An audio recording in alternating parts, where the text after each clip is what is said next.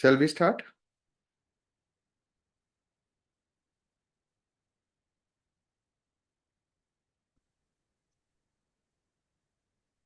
Good evening, Sandeep. Hi, how are you? All going well, sir. What about you? Good, good, good.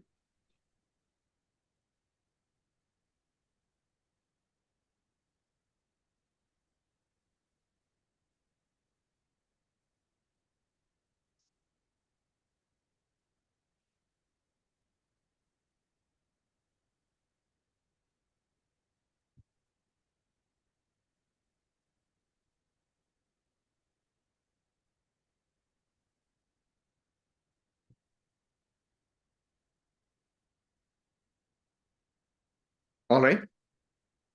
Where is everybody? Ranbir, you are based out of Bangalore? Pune. Pune, yeah. Okay, okay. Omdat, you?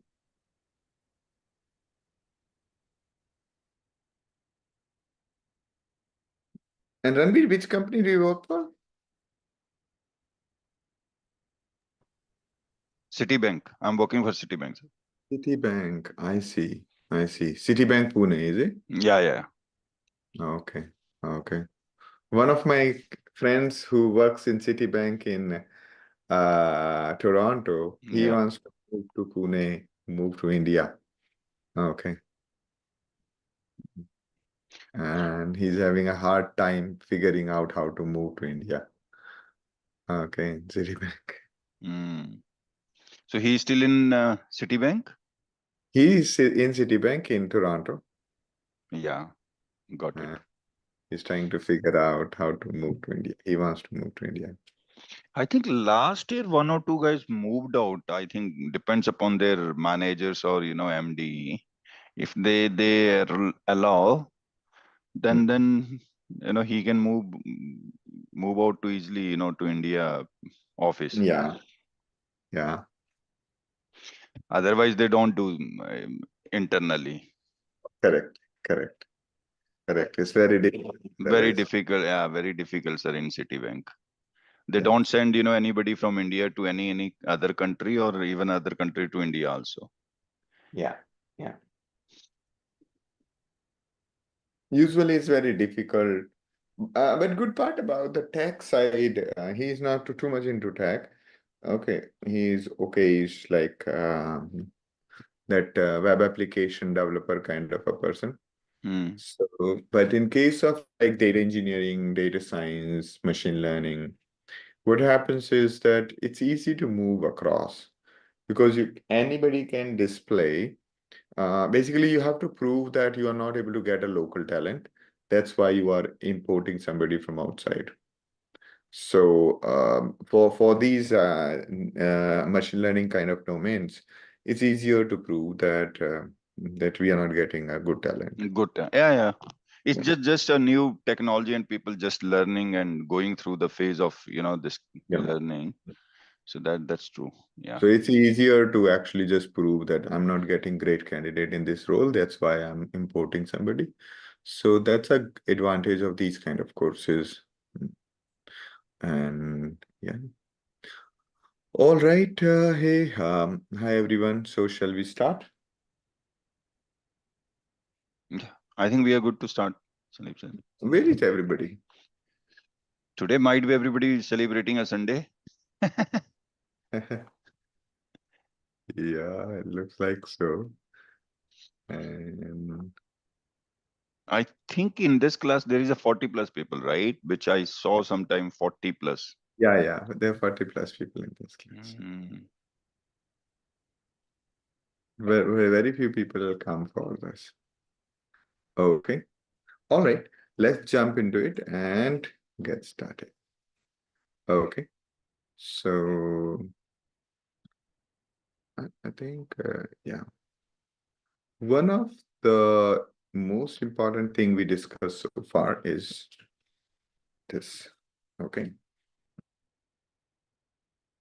All right. All right. So any doubt about the things that we discussed last time?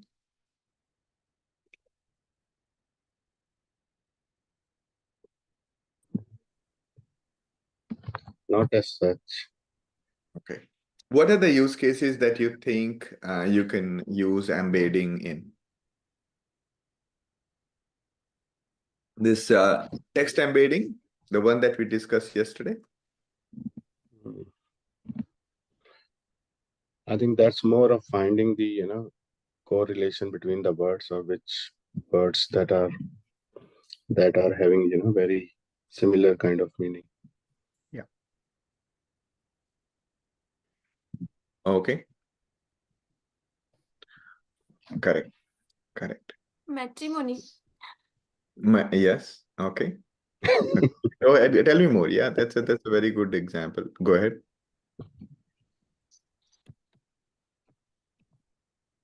So would you match that somebody saying like let's say let's say one person is looking for X, Y, Z, and so on, and then there is a woman's profile. Let's say male has specified that I'm looking for such and such person, and then the woman's profile, and then you basically match with the requirement with this, right? So that's a good idea. I think I can just list down, right? So we did sentiment analysis yesterday, correct? Let's Yeah. talk about use cases here. That's a brilliant idea. Okay. Use cases. Okay. First use cases we learned use cases of embeddings. Okay. First use case we learned was sentiment analysis, right? Where basically review we are comparing with positive, and we are comparing the review with negative, right? So we're comparing a review with negative and positive based on we are computing the distance between this and this, this and this, and the telling which one, whether it's positive or negative, right? I'll just put negative and positive in double quotes, saying that that's the actual string that we actually looked for. Okay. So we computed the embedding of this one, we computed embedding of positive, then we computed embedding of reviews, find the distance between them, and did the sentiment analysis. But that's what we did so far, right? Yeah. The second thing is we discussed yesterday was matching similar products at Amazon, right? So or at right in an e-commerce company. Okay, that could be another thing, that you take one product, find the distance between all the products, and then based on this you can do. Okay. All right. What else? What else? What else? Other was matrimony. Okay. Right. So right, one person's wish list compared with other person's characteristic.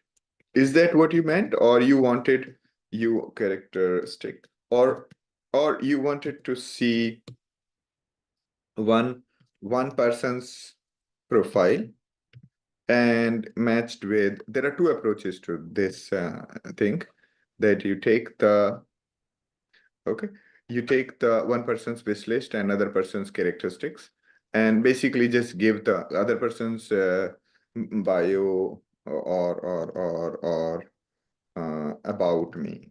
Okay, so one person is given about me, and other person is I'm looking for this kind, and you match both of them. That is one. And the other is one person's profile versus other person's profile. Which one would you like to? First one, I think. First Like one? some people, they don't like same profession or something. Okay. I don't know. It may work, may not work. Just try it out. Just try it out. Okay. The clever idea would be this. Okay. Build a hand curated list. Okay. Build a hand curated list of one person matching with another person. And then build both of the models, both of the things, and then see which one is giving better accuracy. Got it? See which one is classifying better. So that way you will be able to easily identify whether it's working or not. There are, Similarly, job search also, right? yeah, Searching job. yeah, searching job, right? Job search you can build. Okay. So like, for example, right? Person's CV matched with job description. Okay. Yeah. So this one is something that you can actually launch right away. Okay. Those right. Those who are looking to build a web application, I would say that you should try Python Django. It's a neat framework. If you want to build a full website, full web server with templates, this and that, go for Django. If you're building just one small service, you can go for Python. What's that thing? What do you call that? Flask. Okay. So yeah. And honestly, no matter from which background you are, here is where I think I have already told you, just go through this tutorial list. Okay, slowly, one part at a time. Okay, just to do that, you would all qualify for being a full stack engineer. Okay, now that all of you are done with Python, now basically just yourself comfortable with building one website. Okay, with Python. This Django is probably most widely used web server. Even CloudX Lab uses it. My new website, Turno.ai, the one that I'm building, this one, okay, is also pretty neat. Okay, is basically based on Django underneath, and then we have the other examples, like similarly, if you are coming from if you are coming from the JavaScript background, people use Node.js. Okay, but I still find that Django is much more mature than any other system out there. This is much more matured, much more sophisticated. LLMs generate its code really well. Gemini and all of these, they generate code really easily. So my request to all is this: just follow this part by part tutorial, read word by word, and create it. Okay, that's it. That's it. You don't have to do any other Sandeep, thing. Yeah. but mainly what is the difference between this Django and Flask? Okay. So yeah. So those right. I'll just the things that I'm copying there. So okay. Right. How to build web application. Okay. I always recommend go for Django. Okay. And the other is using Flask, right? So Django versus Flask, okay? Right? If you are building a whole website or web server, a sophisticated web server or website, go for Django. It provides a lot of facilities, right? If you are just looking to launch a small service, right? Let's say you build a small sentiment analysis API and you want to launch that, right? As part of large other website, you can just go for Flask. Okay. So in simple words, when you want to build a full infrastructure, large website, go for Django. If you're just building one small service, go for Flask. Flask is very lightweight. It does not require, it does not give you too many of features, but Django gives you the entire thing. Okay. So yes, but I would honestly say that there is no need of whatever you can do in Flask, you can do in Django, but all the things that you can do in Django you can't do in Flask. Okay, so just go for Django. There's no need of distraction, right? Why I'm saying this is why I'm saying this. Why I always recommend everybody, whether you aspire to be a manager, you aspire to be CXO, you aspire to be uh, um, a person in digital marketing, you aspire to be a person in, let's say, a machine learning scientist. I always request everybody to go for building one website. Just follow first tutorial, finish this 7-part tutorial. It teaches you a lot about backend, front end, middleware. How does the website work? There's session. There's a lot of learning. There are a lot of learnings out there. Okay, that's why I always recommend that just sit Okay. down, finish these 8 parts, and there you are. Okay, so I mean, I'm not really very. I think let me put it this way: this only add value to you. It does not take away anything from you. Okay, it only adds, right? You basically would understand how actually the website is built, how the things servers are built, how the systems are built, and then you'll be able to understand, oh, this is how it's happening. You'll just do it like this. Now that you're comfortable with Python, now it opens lots of doors for all of you. Okay, the data structures and other things may not be required right now, but data structures and algorithms that we discussed in class would be required when you want to solve, let's say, scaling problem. Let's say the website is not working fast, something like that, right? And Sandeep, can we use this Django for building mobile applications like Yeah, yeah.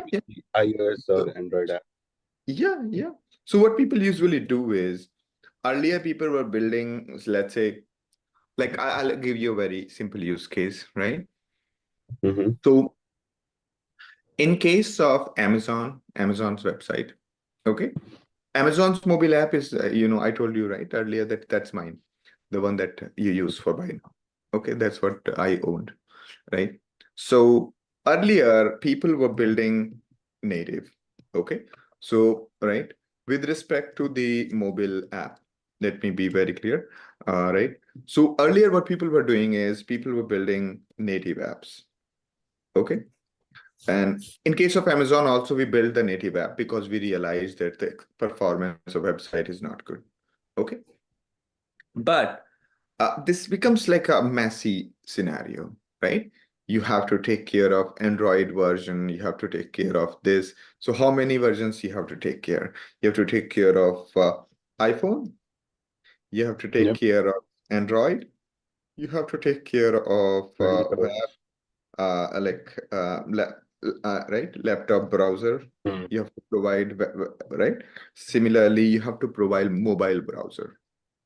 Okay, when people Yeah. search for your product, they log in on inside the web view, and then that's right. Now, like in case of Amazon, for example, right? I remember in my team, one of the engineers said, "Oh, there are only 2% people who are using IE6." Okay. And so our website broke for IE6. And this guy said only 2% people in the world are using IE6. And it's only breaking for 2% people.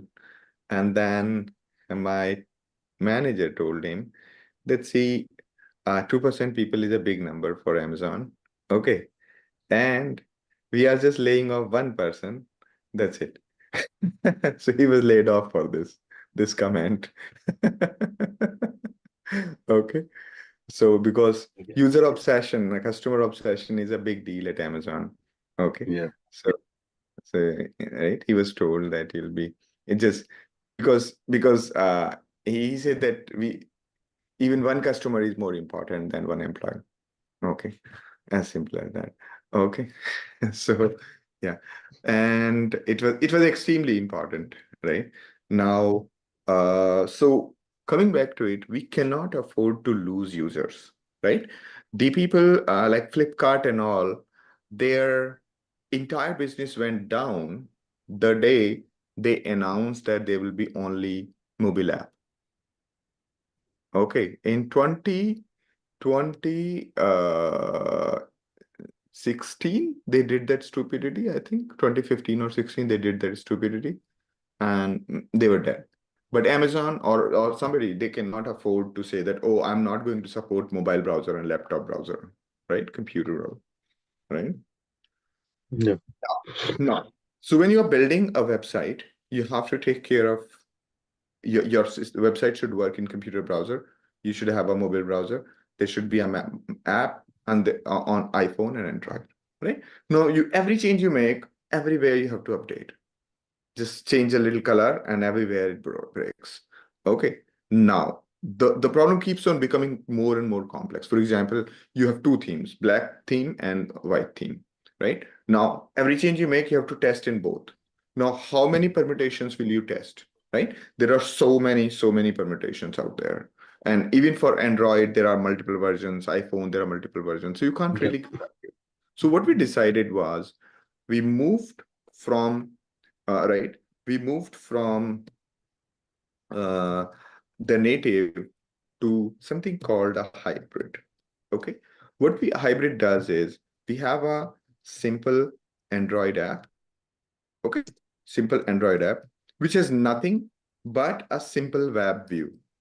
Okay. So you have Android app, but there is a browser in it. Okay. Inside that browser, we basically load a URL. Got it? Similarly, iPhone, okay, app and web view, and then we load a URL.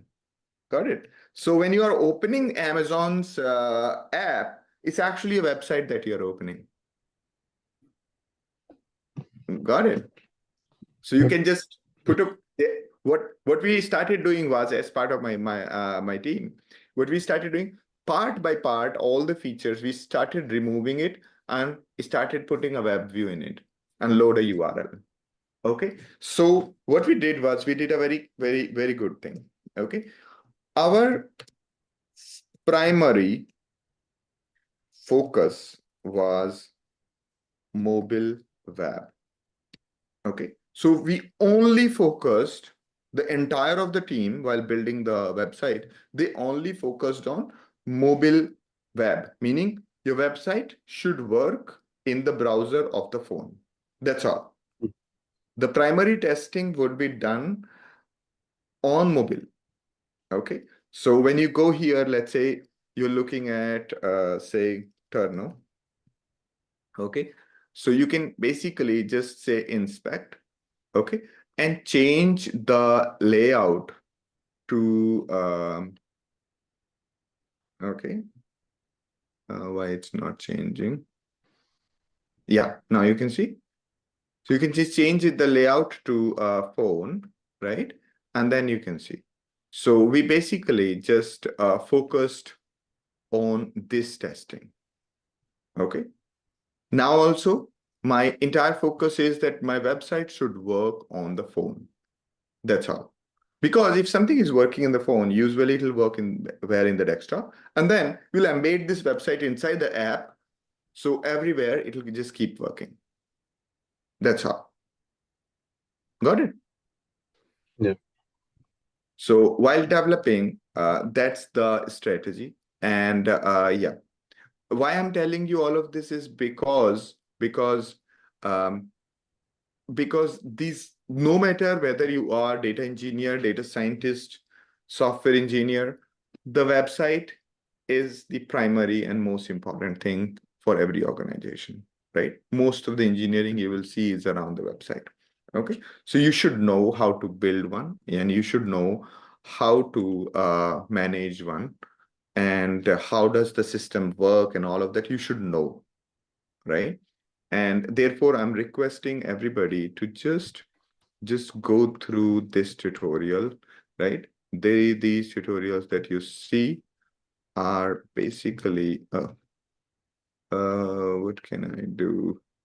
Okay, just start from here. Okay. Start tutorial. Okay. Right. Basically, the secret to rising in the career or rising, getting a job is actually this. Okay. If you are comfortable with all of these ideas, rest of the things fall into place. Okay. And okay. Now, moving ahead, right. So everybody's okay so far. What's happening here? Yeah. I don't know what kind of formatting this Markdown keep doing for me. Okay. All right. So basically, when you're building a website, you do this, right? Sometimes the UI, sometimes the native app, people build in React, okay? React, Flutter, or Angular, okay? Depending upon your organization. Right now, my team decided that the app part, we will basically the UI part, we'll build in React. Now, good part about Django is you can have the UI in React and the backend in Django. Okay, so that way.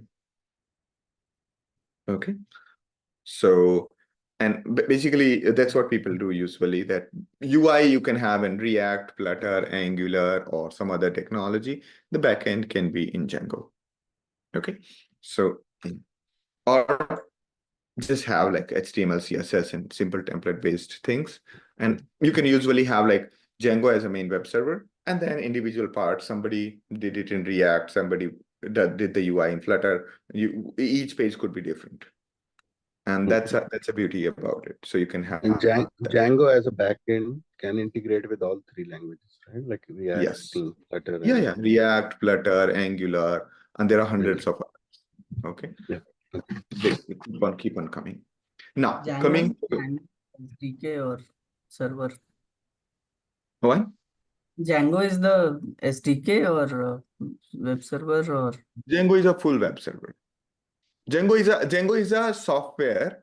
Django is a software which comes with its own service implementation. But the actual server is either Nginx or Apache. So actual request from everybody comes to Apache or Nginx, and that routes to the Django server. Okay. That's how people manage large websites. Okay. Yep. So usually in large websites, the flow is the users requests come to say Nginx or Apache, and then that sends to Django server. Okay. So yeah, this is mostly the flow everybody follows. Okay. Now, moving on here. Right. So job search is a great utility of embeddings. What else comes to your mind? Where else would you like to use the? I mean, it can be used anywhere, right? Like LinkedIn profile search, Facebook profile search, any profile search, maybe even in Twitter. Yeah, that is one. And do you think we can use it for documentation search? Yes, probably. And let's say you have 100 documents, and you can basically just go through the document search. Okay. And essentially, there is one narrowed use case I am thinking about, not sure if this rightly fits there. When there are unqueued service tickets, maybe to the right technical team, would it be helpful there? it can be, yeah. Order fallouts. No, but I've what will seen you a couple match? of years back, our team was struggling. What will you match? What will embeddings of what will be matched with what? Let's look at, I mean, we are talking about the use case of embedding. How would you do that? So the problem statement there was all the tickets that come to this tech team are not Hmm. properly queued when it is coming from the call center. Daily, some thousands of cases, one person need to sit and rightly channel it to the 27 tech buckets that they have. So down the line, would embeddings help in training the AI model in rightly queuing them up to some extent at least? Yeah, yeah. I mean, training the model, yes. So usually what people will do, Mhm. they'll convert all the tickets. You have, let's say, already pre-classified tickets. So you will Mhm. take each ticket, compute embedding. Now you got numbers, and you have classes like saying this goes in this went to this bucket, this went to this bucket. Then you can create a classification model, machine learning classification model, and that would do that. Okay. Okay. So yes. Mm, Okay. So you can basically train a secondary model, right? Train a model to classify documents into various buckets, correct? Yeah. So yes, that can be done, but that requires Over learning a period machine of time. learning. Yeah. Yeah, learning machine learning and whatever in past, whatever people have, kind of classified, right? You basically take that data, train the model on that, and then that's a proper building the model part. Mhm. I want to stay away from the training the model right now because Okay. we are not yet there. Okay. Yep. So embedding of the user query can be compared with the embeddings of all the documents. Okay. And yeah, this is going to be slow, correct? This is going to be slow. How would you make it fast? So one is we will just pre-compute embedding of all the documents, keep it somewhere. When the user's query comes in, we will basically just compute the user's query's embedding and then go over all the embeddings already there, and then we do that, right? But loading it, searching it becomes painful. This is where this can be made faster using a vector data store. Okay, so yeah, so that's a to-do thing. Okay, so when you have like lots of documents, so usually you got a user's query and there are, let's say, 10,000 documents. So you will compare embedding of this query with each of the embeddings, right? 10,000 numbers. So you will load all these embeddings from a database into a numbers, convert that into numbers, and then you start searching. And that becomes super slow. Instead, what people did was they created vector data store. They kind of sorted the embeddings and created a tree out of embeddings so that searching becomes really, really easy. Okay, so the vector data store kind of indexes all the embeddings and finds quickly the documents closest to your document. Okay. Okay, I hope this is clear. If your all the documents are, let's say, 10, you have to compare with only 10 documents, then you don't need a vector data store. Okay. And yeah, so vector data store indexes the embedding so that you don't have to search through all of them. Because what will be the complexity of this one? If there are n documents, how many, what will be the order? Order of n, right? And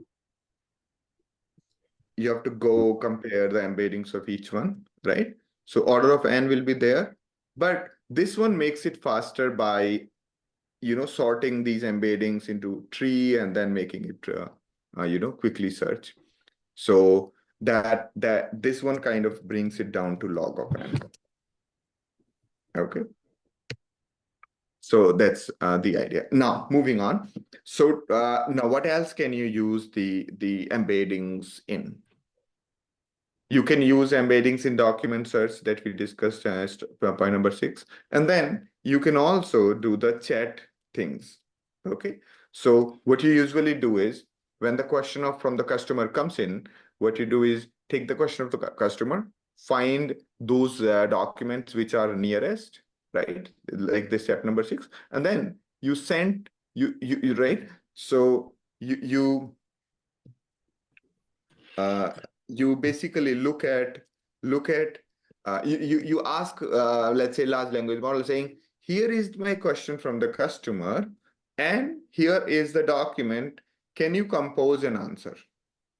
Okay, so you can build a chatbot using that one. Okay, so chatbot is nothing but, right, first look up closest documents as in step the use case number 6. Okay, and then ask LLM to compose an answer using the document. Okay, so essentially that's the another use case. We usually call this approach as RAG.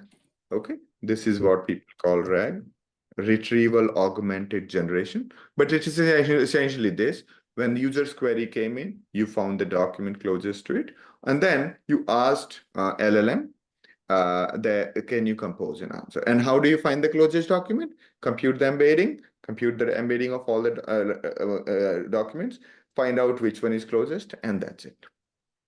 Got it?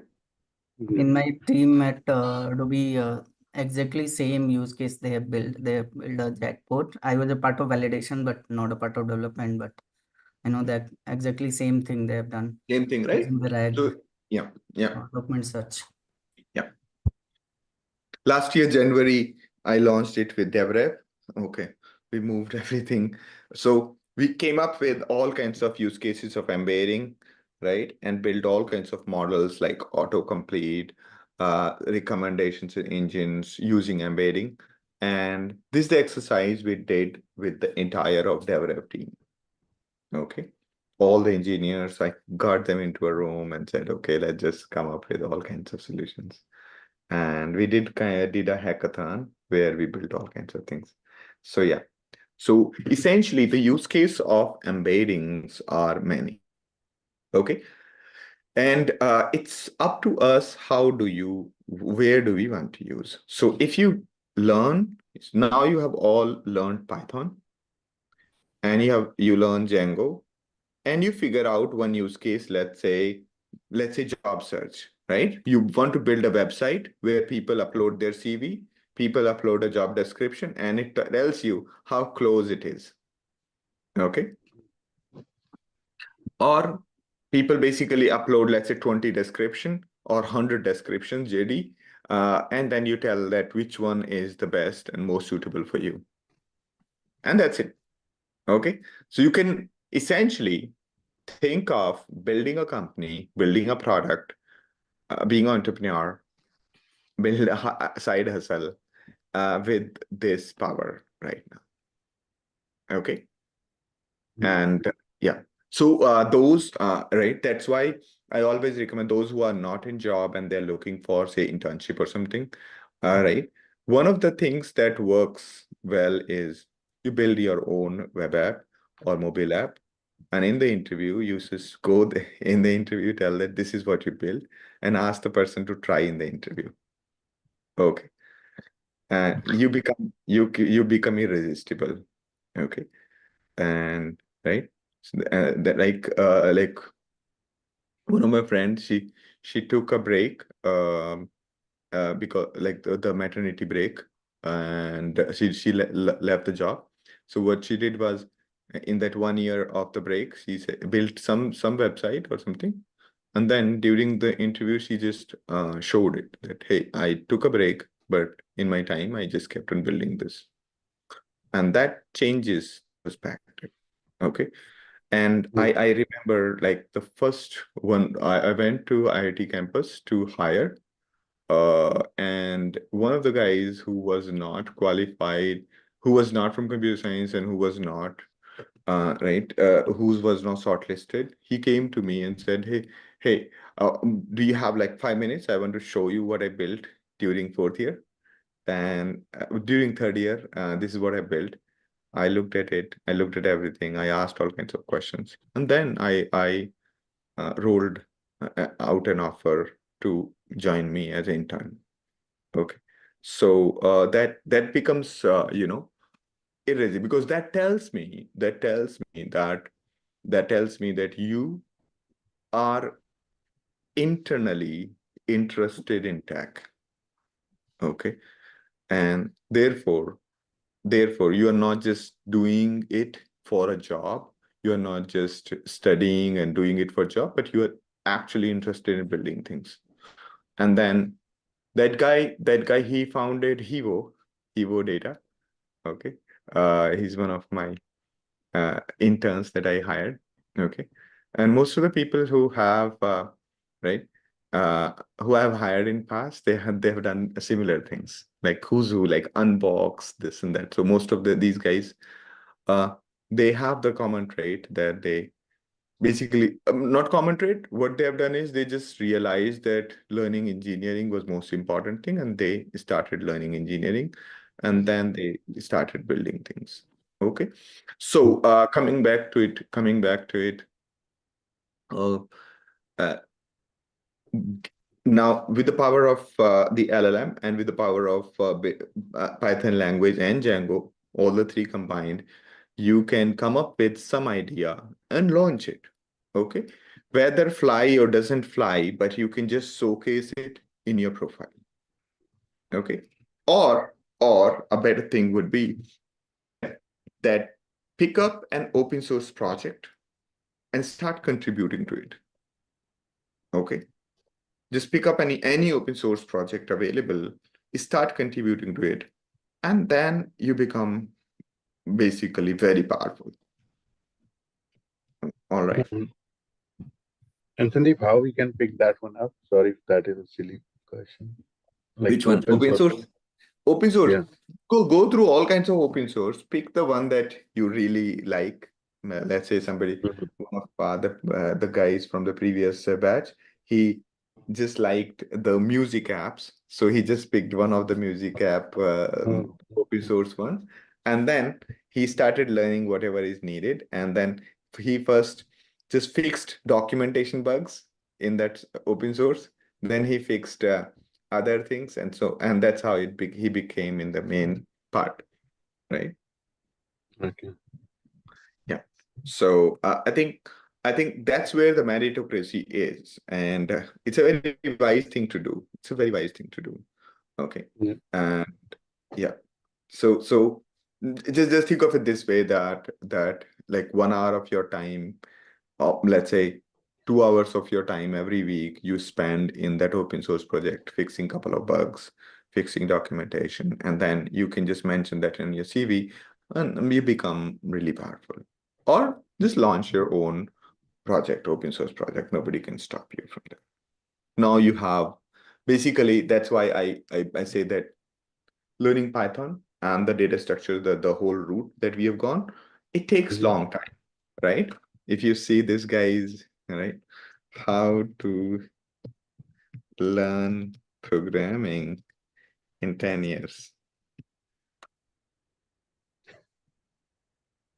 Okay, you know who is this guy? He was teach yourself programming in 10 years. Okay. And yeah,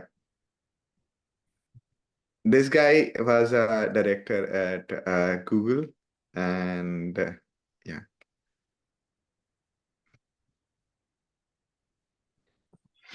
Okay. So yeah. So basically the thing he is right. I read it like when 15 years back or so, 18 years back. Yeah. Okay. He worked with NASA and was a director at Google, and his AI book is most popular. People, that's the one that used to be followed in colleges. Okay, Peter Norvig's book. And yeah. So okay. Okay. I mean, you don't have to be discouraged. All I'm saying is there is a reason why I have taken so much time. And in this class, because I know that programming, the way the world sees it, is very different. Like the people who have not coded, the way they see it and the way I have seen it in my life is very different. Okay. It has taken me long time to learn programming. Okay. It's taken long time. It's not, it takes time. It takes time. Okay. And even those who think that they can code, when they start working on large projects, when they get stuck with the data structure algorithm related issues, this is where they learn a lot. Okay. So yeah, it takes time, but all I'm saying is there's no shortcut. There's no shortcut. Okay. You cannot take any shortcut. Like I remember one of my classmates, he thought that everything is just, can just memorize everything and just do that. So he took the book, C book from me. He learned everything. And but if I ask him that, oh, what's a static variable? He can tell, oh, static variables are like this. If I ask him like, what is like how many data types are there in C, he can tell me. But when I ask him that, can you just find can you just multiply these two matrices? That he couldn't do. Okay. So he didn't really learn programming. It's not like human language. It's not like other things. It is essentially like exercising where you build your body. It takes time, gradual practice and so on, right? And yeah. And yeah. Sandeep, you just said about taking some open source projects and fixing bugs, right? I mean, when Yes. Rahul asked you the same, I mean, where can we start that? I mean, how to start that? I don't know. Do you have any? Just go to GitHub. Okay. Go to GitHub, and on GitHub you start looking for the project that you're interested in. Okay. All right. The music and other things. All right. So okay. Or just come up with something. Okay. Right. Because what usually wiser idea is that it is better to just build a software as an open source and then start selling, than trying to make it closed source and then start selling. Okay. So my suggestion is just go through GitHub. I think GitHub is a great place to go. Or Okay. Open source projects on resume matching. Okay. All right, let's take a look. Resume Matcher. Resume Matcher is an AI-based free and open source tool to tailor your resume for a job, find the matching keyword, improve readability, and gain insight. So he has made it open source. Okay, right. And yeah, so just check it out. If he's not accepting your changes, just fork it and launch it by yourself, your own change. Okay. Okay. So something like that. All I'm saying is just whatever is your interest, you want to build something and you don't want to start from scratch, just find an open source project and see if you can contribute to it. If he's not accepting, just fork it and start your own. Yeah. Sure, Sandeep. Thank you. All right. So yeah. So now, all right, build your own app, right? Okay. And or contribute to open source. Okay. So this actually makes you really, really powerful. And these are something that I wish that somebody would have told me when I was fresh out of college. Okay. I should have worked on it.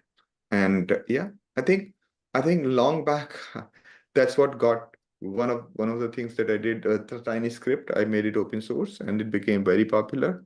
And that was the reason I was mentioned on Wikipedia. Okay. And that's like very strange thing. Okay. And Though I was mentioned in Wikipedia for like 6 months, but that's good enough. Okay.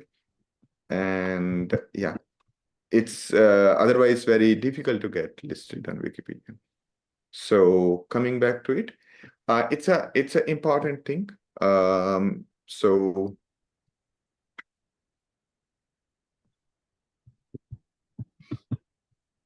now, all right. That is about that's about it. And okay. Now, just come up with more use cases. Think about all kinds of use Yeah, just cases. one more use case, comparing DNA sequence, embeddings Okay. of DNA sequence. Will it work? That's Because what my question. I thought you will correct me if I'm wrong. see, Uh, LLM can understand text. not LLM can't, right? LLM can't understand numbers. Okay. If you ask it, give it bunch of numbers, right? Mhm. It would be impossible. If you see, let's just test it out, okay? Let's just Oh. test it out. Okay. Let's see if it can match. Okay. We'll just see if it understands. Mhm. All right, where is my stuff? Okay. So I'm just running everything. We could have run everything from top till now. Yeah, that's good. Let's move on now. Okay. And I just did everything. Okay. Perfect. Now let's see. Basically, okay. Question that we are trying to answer is, can we build right calculator kind of thing, right? Let's see. Okay. So first, right, let's build expression. Expression is, say, tell me some expression. 10.4 multiplied by 56 minus 12 and whole thing divided by 3. Okay. Let's just see the answer. Okay. All right. Okay. So this is coming to 190.13. Okay. Let me just put it 4. Okay. So that it becomes easier. Okay. So the answer is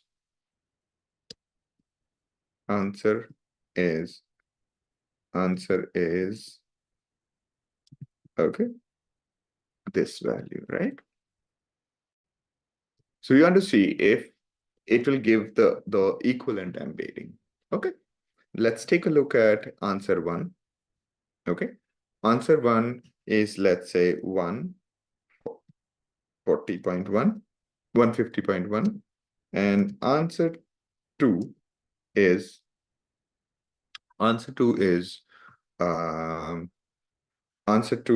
what?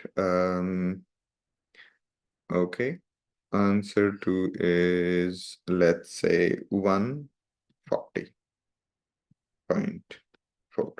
Okay. And answer 3 is 0. Okay. Now, let's try to see, first compute their embedding. Okay. How to compute embedding? What was the function that we had written? Get OpenAI embedding. Okay. So we will just get the OpenAI embedding for all these things. Where did it go? Yeah. Yeah. We'll just get OpenAI embedding for each of these expressions. All right.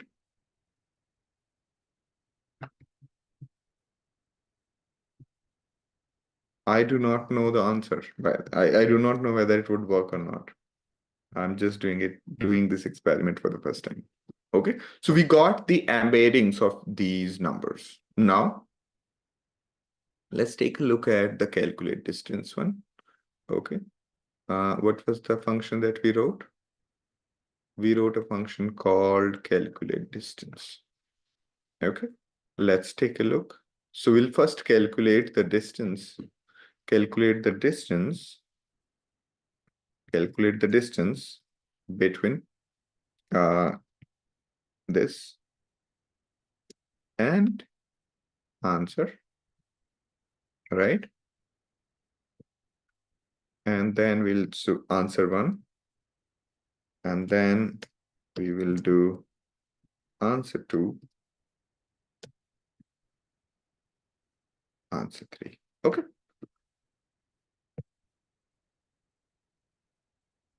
All right. Okay. So which one is closest? Answer 2 is closest, right? Answer 2 is closest. Answer 2. Which is wrong, correct? So it can handle text, but not numbers. DNA sequence would be in letters, right? Alphabets. But it's not trained for DNA sequence. It's trained for natural language. Okay, got it. It won't work. So if you see, these are also letters, right? Mm-hmm. These are also letters. A string you are saying. Okay, got it. Thanks. Okay. All right. So yeah. Okay. So essentially, this is one place where it's good that where should we not use the LLM? We should not use it where computation is required, where it's not the sentence or text that is there. It's mostly, let's say, numbers or, right, and so on. Okay. Instead, what we can usually do is, usually what people do is, they ask an LLM that if you have to do computation, please use this API. Please generate the code using this API. Okay. So we hand over, just like human can't do the calculation normally.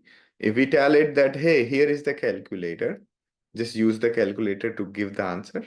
So that's what when these guys are doing, right? The OpenAI guys are building AGI and everything. How they're doing? They are telling it like this. Okay, they're telling LLM like this. Okay, LLM, right? This is the question that they're pouring. Or I can just show you right now. I'll just open Gemini. Okay, so here you could just ask saying, okay, right? Okay, to calculate value of an expression, you can use a function called calc. Okay, calc from a module called mathlib. Okay, calc takes a string as argument and returns the answer. Okay, now, okay, can you generate code for computing the interest on 1,000 amount with a rate of 10 and with a rate of 10% yearly and 5, okay, 5 and for 5.5 years. Okay, let's see if it can.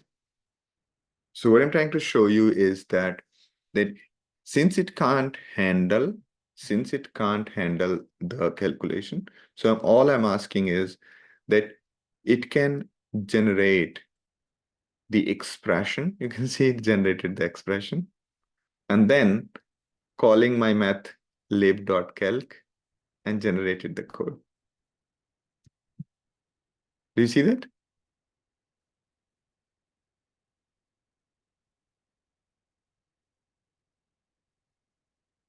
Okay. Yeah.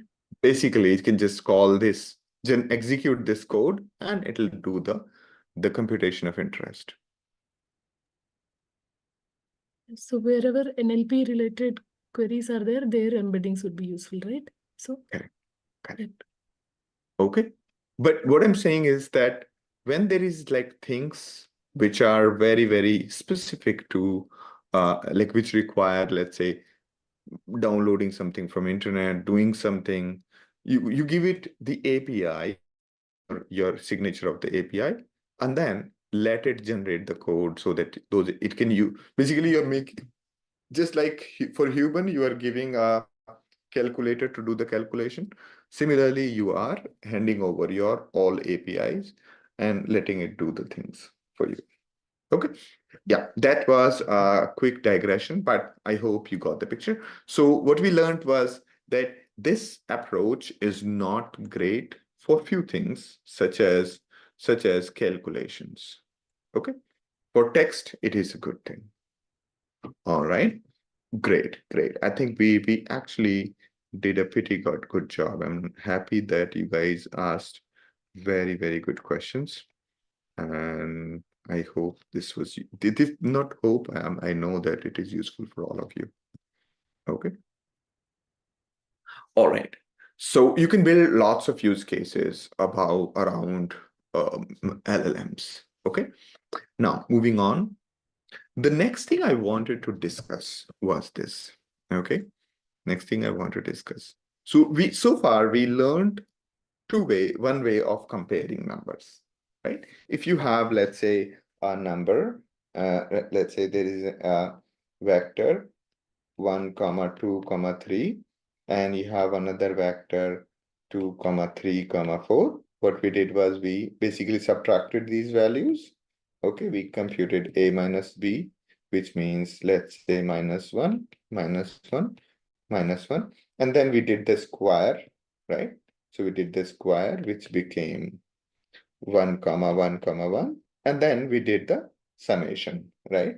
We did the summation, and summation became 1 plus 1 plus 1, which is 3, and then we did the square root, and that became 1.73, right? So that's what we did.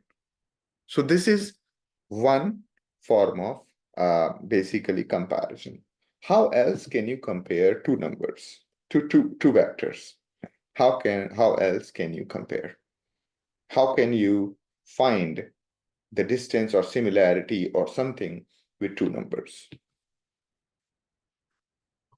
This is called Euclidean distance, the one that we discussed.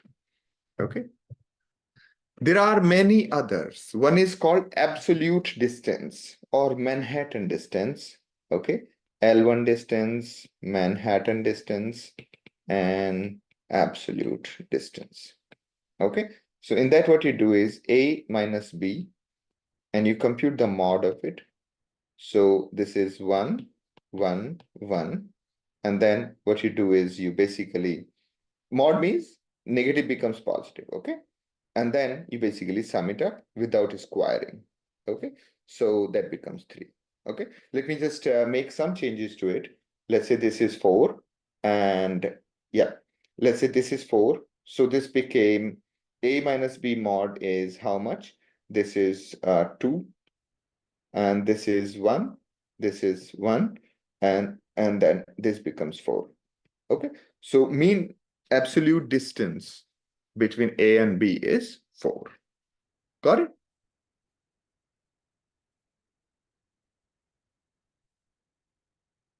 This is called L1 distance. The Euclidean distance is called L2. Okay. And how much was that? How much would that Euclidean distance would be for this?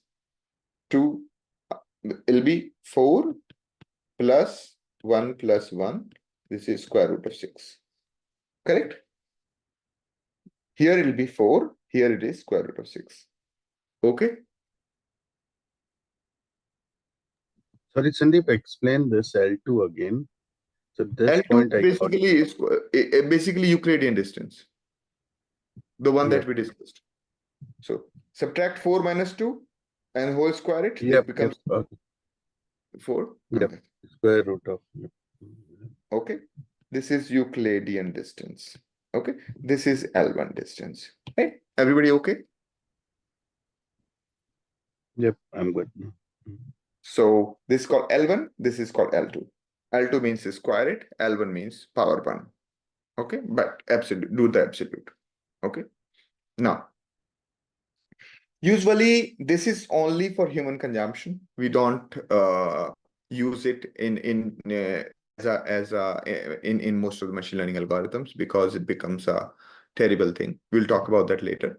But these are two ways of finding distance between two.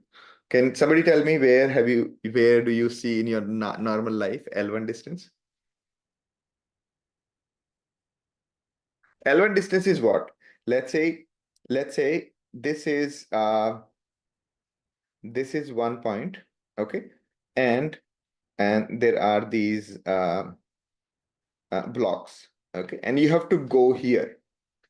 You have to go from A to B, okay.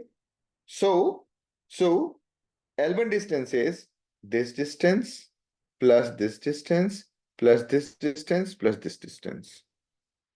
Correct? Right? So you can see this distance. If you pay attention, we are subtracting x from x. So the coordinate of B minus coordinate of A, this line plus this line. Correct? And coordinate of y and subtracting. So this line plus this line. That's the total distance. Correct? So whether you go from here to here like this, like this, like this, the distance is going to be same. These are all L1 distances. Okay. They're called Manhattan distance because in Manhattan, the housing is exactly like square blocks. Okay. And you cannot go through the building, you have to go through the road. I mean, for that matter, in everywhere in the US, basically there are blocks. So that's why it's called Manhattan. So you basically just go, right? While on the other hand, L2 distance is this distance. Okay. L2 distance is basically just go straight. Okay. All right. So Manhattan is another example where you see L1. Where else do you see Manhattan distance?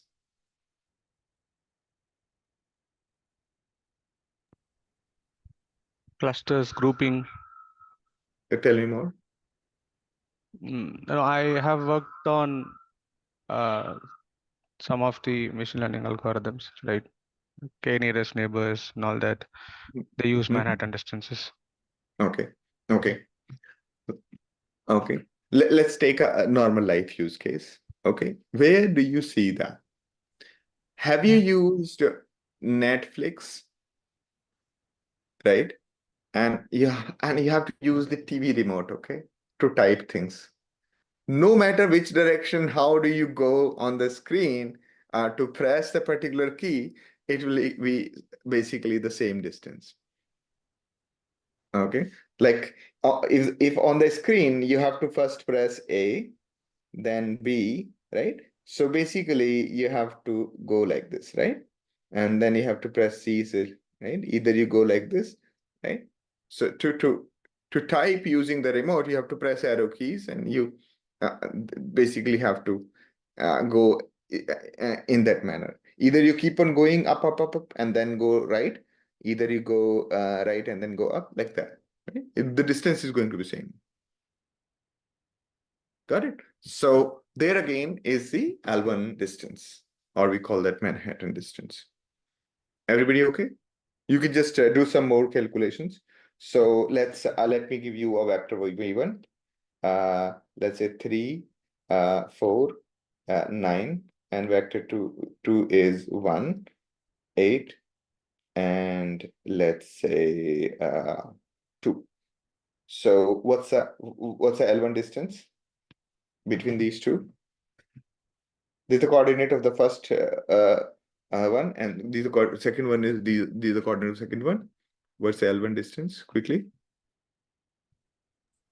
Okay. So 2 plus 4 plus 7, 13. Perfect. Very good. And L2 distance is square root of 4 plus 16 plus 49. The root of 69. How much? 69. Yeah. All right. So you can see very clearly that if in a park, right, if you go, let's say in a park, if you going from here and here, this distance is called L1 distance. If you're going from here, this is called L2 distance. Okay, right? So L2 is going to be always smaller than L1. Perfect. Is everybody clear about L2, L1? Perfect. Now, how else can we compare two vectors? Okay, let's take a look, right? Imagine that we have this particular point and this, and we have these two lines joining it. Okay. If we know that these lengths are all one, imagine for a moment that these lengths are one, can we measure if we measure this angle, should that be good enough?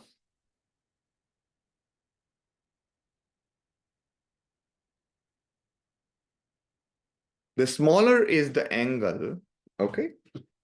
Okay. Smaller theta means better similarity, correct? If this is one embedding, this is another embedding, and their lengths are one, then this angle, the smaller the angle, the more similar are two things. Are you okay?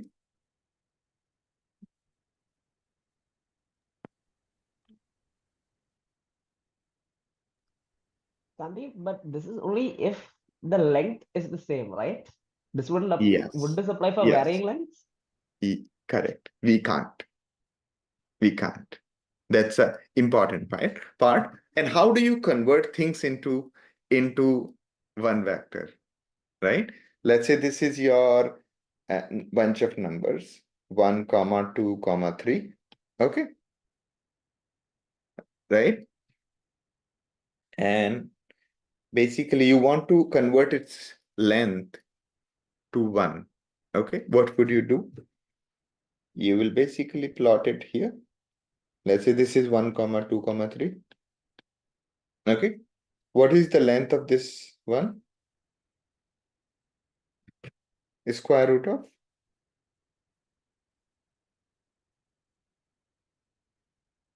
14, right?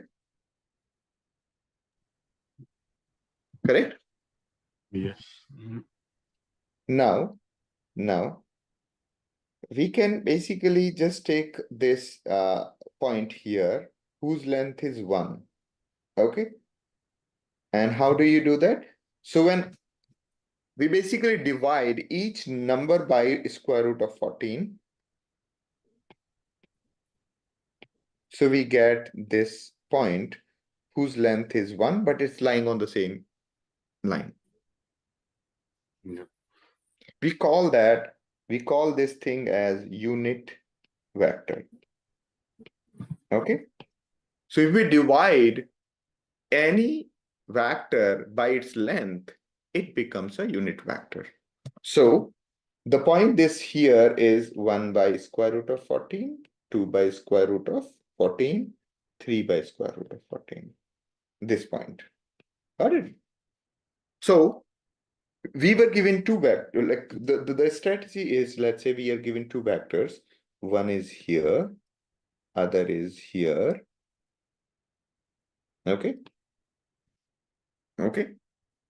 One is here, another is here. What do? You basically find a unit vector on this line and this line, just extend it a little bit. Okay. And that's it.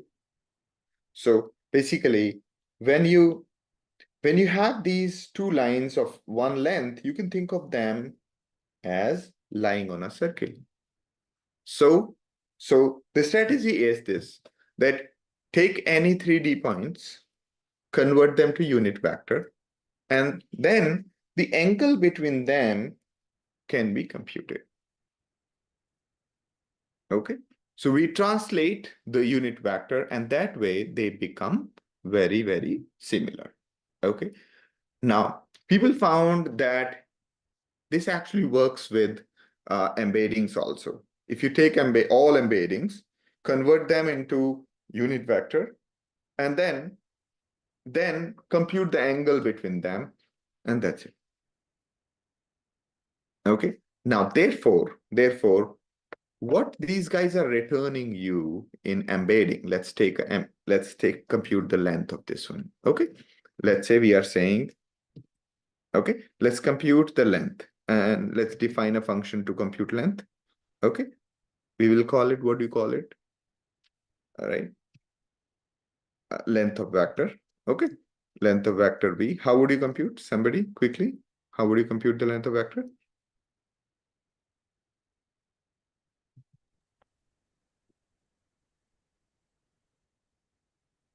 Length of vector, this length, how would you compute this length? If you're given A, comma B, comma C, comma D. Go ahead. For value in V. For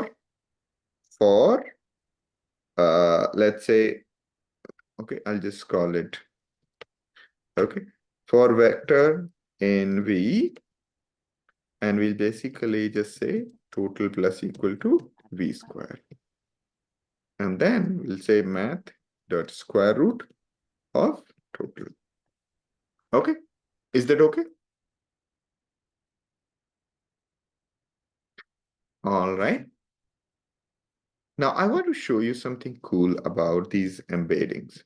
So what OpenAI is doing here, that after extracting these numbers from neural network called embedding, it's dividing it by length. So it's already a unit vector. And it's not an accident. If you see all the things that we have calculated, answer 1, answer 2, their lengths are 1. Okay. Their lengths are all 1. Okay. So you can see all of them are of unit length. So basically OpenAI or any embedding of large language models, they do the pre-processing of these numbers and return a unit vector. These numbers, these bunch of numbers that are given, they're already unit vector. Are you guys okay, or have I confused you completely? Okay. So the embedding that they are giving, all of the embeddings are of unit length, which means that all the embeddings are lying on a circle whose radius is 1. Okay, whose radius is 1.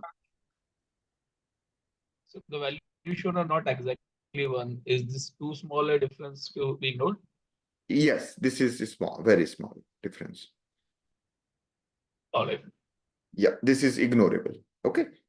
Now, if you notice this carefully, then you can think of it this way, that our EXP was here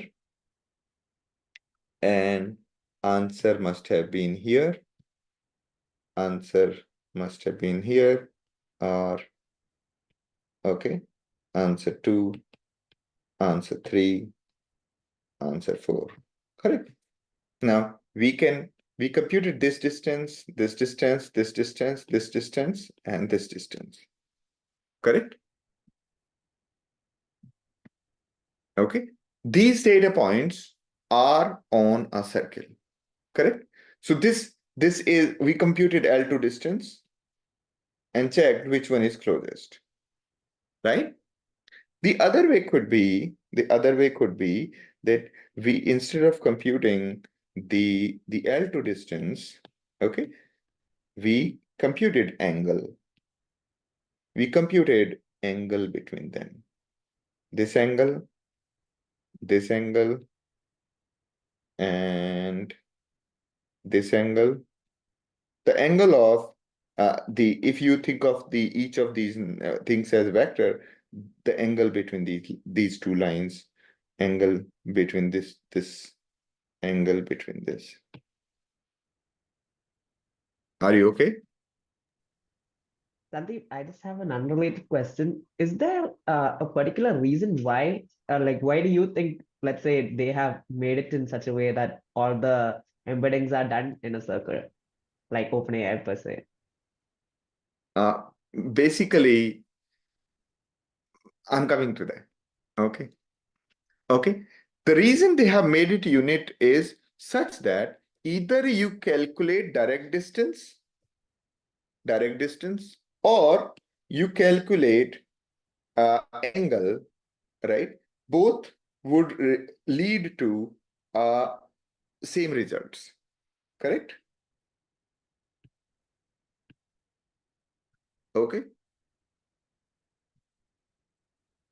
Are you guys okay? Are you guys okay so far? So if we can compute the angle or find the L2 distance, it's the same thing, because the more that the more this distance, the more will be this angle. Correct? Right? The more is this distance, the bigger will be this angle. Okay. So either we can use L2 distance or we can use angle to find out the similarity between 1 centimeter versus another. Correct? Now, the question is how to compute that angle. How do we compute that angle? Okay. So now, question again comes is that if you are given 2 data points whose length is same, how do you compute angle between them?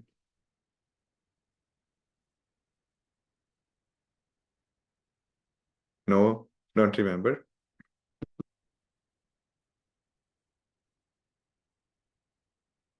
All right, let's see. Okay. How do you calculate this angle? Okay. Right? If you know the length, this length we know, right? This length we know. This length, this is 1, and we know this, right? Now, how would you find out the angle? Okay. So one way is that we say, okay, let's say instead of angle, we'll say cosine of the angle. Okay. So this is theta. So the base of this triangle is going to be cos of theta. And this is sine of theta. Okay. Let me just remove the other triangle. Okay. So in a triangle, this is the basic definition of cosine and sine, right? So what is cos theta? Okay, I know that most of you forgot. Perpendicular divided by base divided by hypotenuse, and sine theta is the ratio of perpendicular divided by hypotenuse.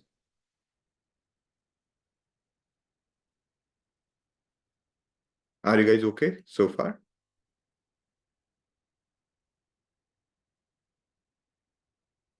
Yes, sir. Yes. Okay.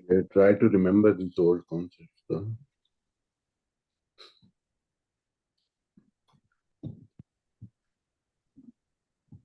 All right.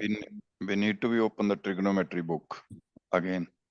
Don't worry. No need to go there. Okay. So, theta is equal to base divided by hypotenuse. Hypotenuse is 1. So, base is equal to cos theta. Now, sine theta is perpendicular divided by hypotenuse. Hypotenuse is 1. So, the base is equal to sine theta. Correct? And now, let's say there is another point. Okay. Okay.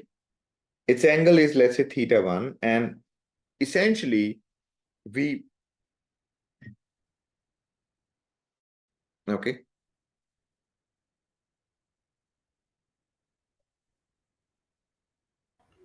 Sandeep, Sandeep, the sine theta should be perpendicular, no?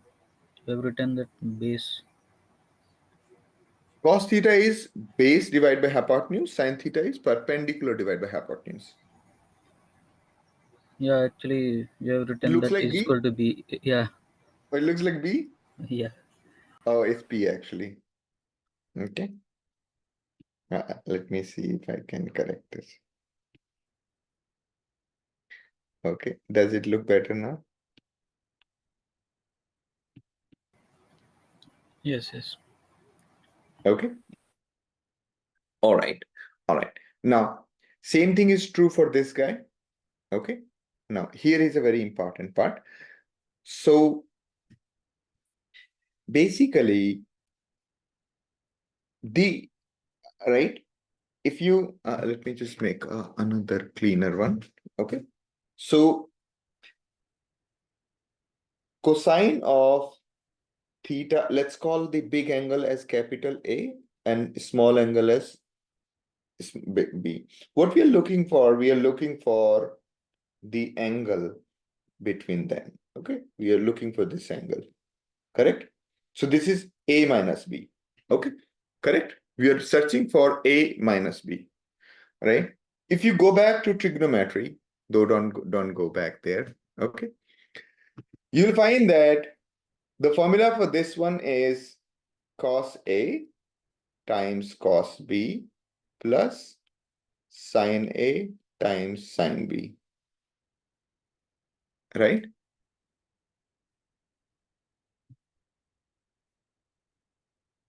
Okay, this much you can look up, okay? We'll come back sometime where you can derive this, okay? Cosine of two things, A minus B is equal to cos A cos B plus sin A sin B. That was, right? Now, how much is cos A? Cos A, big one. Base divided by hypotenuse, right?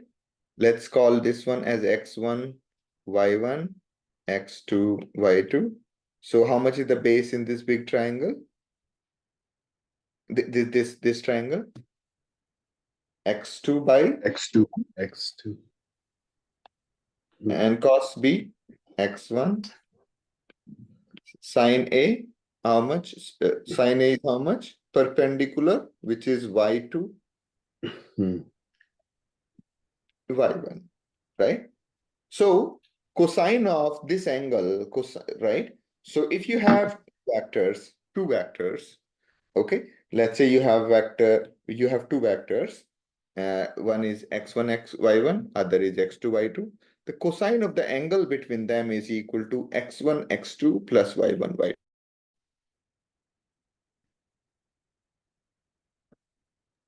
Got it? So cosine of theta is x1 x2 plus y1, y2, right? Simple?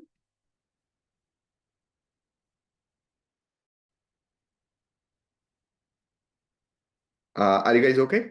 Everyone? Okay. This formula you can just, look up for now. Cosine Yeah. of A minus B is equal to cos A cos B plus sin A sin B. Cos A is the angle of the large one, which is x2 by hypotenuse. Hypotenuse is 1. Then the base by hypotenuse, the base is x1 divided by 1. Sin A is perpendicular divided by hypotenuse. Perpendicular is y2 divided by 1. Sin B is perpendicular divided by hypotenuse, and then that is y1 by 1. So x1, x2, y1, y2. Simple. Okay. Now, if theta is 0, what is cos of theta? Quickly. 1. If theta is 90, what is cos of 90? 0. 0. So we don't need we don't need to compute theta. We can just compute cos theta. If cos theta is coming out to be a very good value, we'll just call it good. Okay.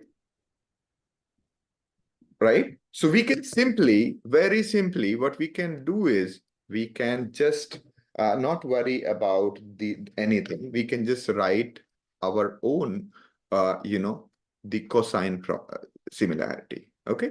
We'll just call it cosine similarity. Okay. Cosine. Let's define our own function called cosine similarity. Okay, we'll just return if we are given two vectors, v1 and v2. Okay, what we will do? We will go over each component, multiply x1 with x1 with x2, y1 with y2, z1 with z2, and sum it up and then send it back. Okay, so what we are going to do is we are going to just do that. We are going to say for I in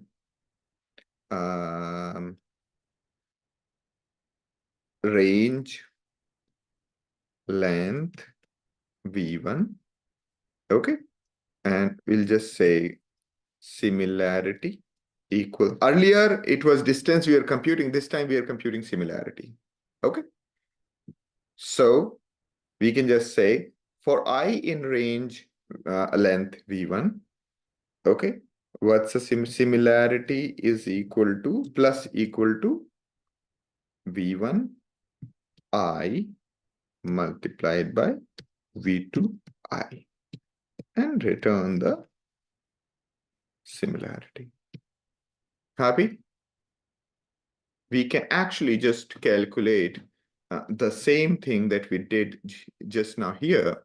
We can try doing that, okay? We'll just say for, okay, for A in answer 1, answer 2,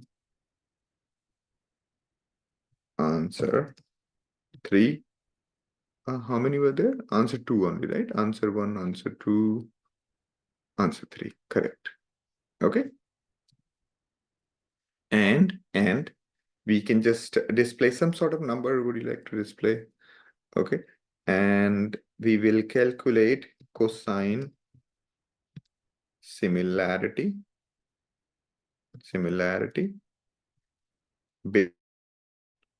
between our, what was the exp and answer? Exp and answer. Okay. And I'll just put one counter just to make sure that, or should I also do this?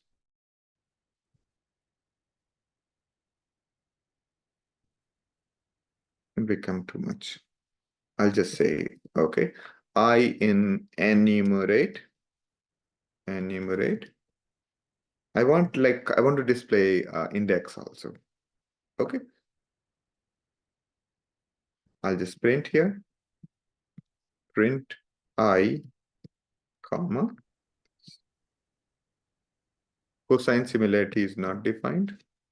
Cosine similarity. Yeah.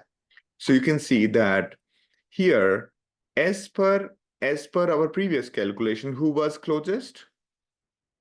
Who was closest? Closest was this one, right? The second answer, right? And let's take a look at our similarity. Most similar is this one, correct? Highest value is that one, right? Similarly, let's also take a look at which one was least, which one was the farthest? This one, the answer one was farthest, right? That should be least similar, okay? Yes. Okay. So in using L2, we calculated distance. Here we are calculating similarity. Okay. In one, here we are calculating cosine of theta, which is basically higher means it is basically, cosine of theta is 1. Okay. So we are basically computing the similarity. There we were computing the distance. Okay. Everybody okay so far? Okay. Will you be able to derive cosine similarity in the interview? Yes. Yep. So here it should be near to 1, then it is similar. And in the case of length, it should be like minimum, then it should be like similar. Yes, correct, correct. The bigger the cosine similarity is, the bigger is that value, right? Cos of any angle will never go beyond 1.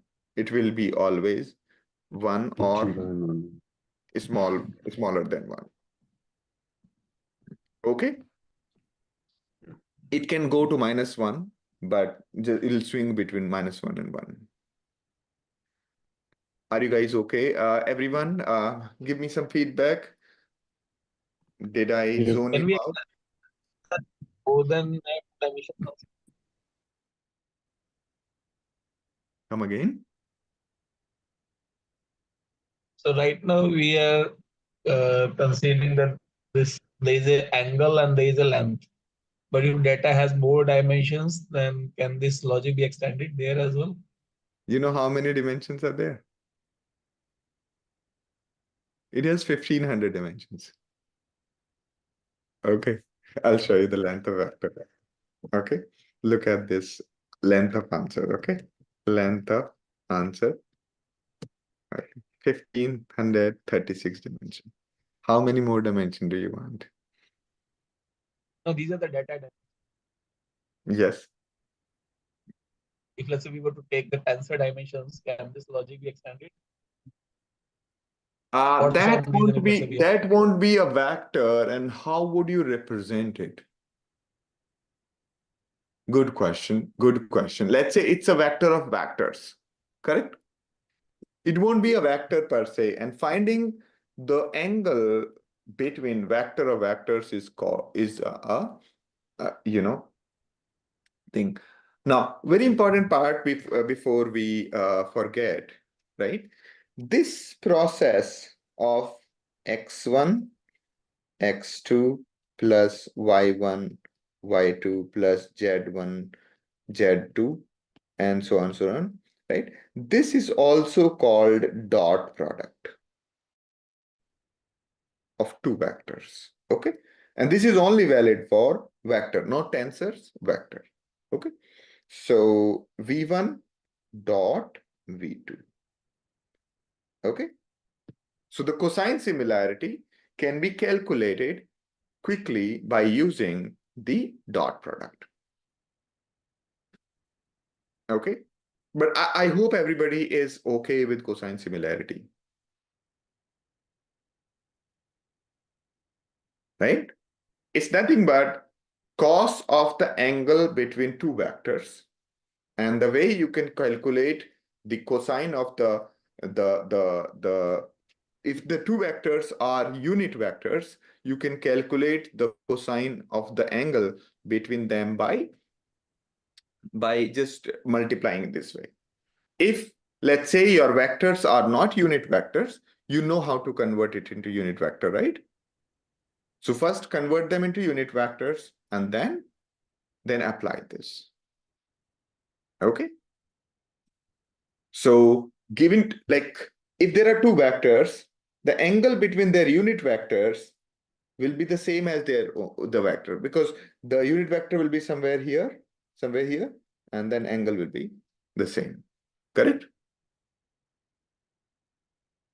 So essentially, you can always project things onto a circle, making like onto a unit vector, and then you can do the magic.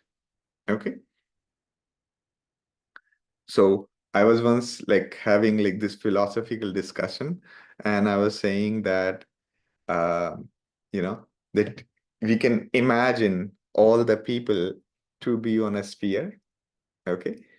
A very bad habit that we have is that we think of ourselves on a straight line, that I am better than the other person is better than somebody else. So we think of ourselves as a straight line, right?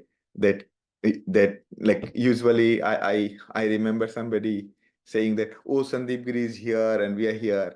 Okay, it's like projecting everybody on a linear scale, right? So I was saying that we can, we are all like dots on a sphere. Okay. And right, we are just in different dimensions. It's just that we are different. Okay. And we can't say that who is better than who. Okay. If you throw the light from this side, okay, and you say, okay, these guys are more important, then you'll start comparing that way. Okay. So it's easier to compare like two people, saying three people, they're saying who is closest to each other. You can say that, but you cannot say who is better or who is worse. Okay. Now, the person told me that fine, this is a good idea, but question to you is, why is the radius same for all of them? Okay. Like why they are on a sphere? Why are they not on something else, right? They are in multiple dimension, agreed, but why they are on sphere? So I said that you can always project each one onto a sphere by just converting them to unit vectors. Okay. It's like this. So you have if you list down, let's say each individual, we put down the characteristics, like let's say 1500 characteristics, or let's say 3 characteristics, and we basically plot them as on a unit vector. So right, that's what these LLM embeddings are. So all the sentences would be like dots on this sphere, and we are basically computing the angle between them, or the cosine similarity or Euclidean distance, either of them. Okay. Are they on a sphere or on a circle? What? Are they on a sphere or are they on a circle? They are on a hypersphere, having 1500 dimensions. Okay. And I can't imagine more than 3 dimensions. Okay. For comparison, we have. So circle, if you think of circle, it's easier way to think. Okay. Like everybody is, let's say here, but 2 dimensions are not sufficient. So you basically need more dimensions and so on. In case of LLM, all the embeddings are on a hypersphere, which has 1536 dimensions. Okay. I can't imagine more than 3 dimensions. Okay. And so I can't imagine what it means by 1536. I just want to keep, myself focused on my cosine similarity. Let my math do the magic. And it becomes very depressing to think that, oh, I can't imagine anything beyond 3 dimension. Okay. All right. Perfect. I hope this is all clear to everyone. Okay. And I am not clear, like how product of 2 points in a vector and addition is we can compare it similarity between them. Like, can you explain one more time? yeah. So see, what we did was we took 2 vectors, correct? We took 2 vectors. Okay.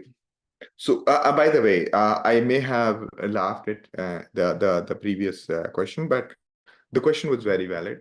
That is it a circle or is it a sphere, right?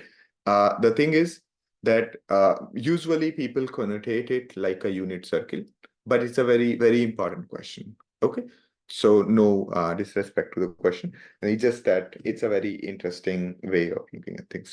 So we are talking about 1536 dimensions. Now, going back to the question, let me again go back and try to see if I can pitch again. So basically, what we said that if you have 2 vectors, okay, each of length 1, okay, this is 1 point, this is another point, P1, P2, and forget the vector. Just think of the P1 and P2 as 2 points, and we are trying to find the angle between them. Okay, so how do you find the between them? You basically, let's say cosine of theta, okay, is equal to, let's say the big angle is capital A, small angle is capital B. Okay. Now we can say cosine of theta is same as cosine of A minus B. Are you with me? I missed your name. Who asked this question? Yes. You are?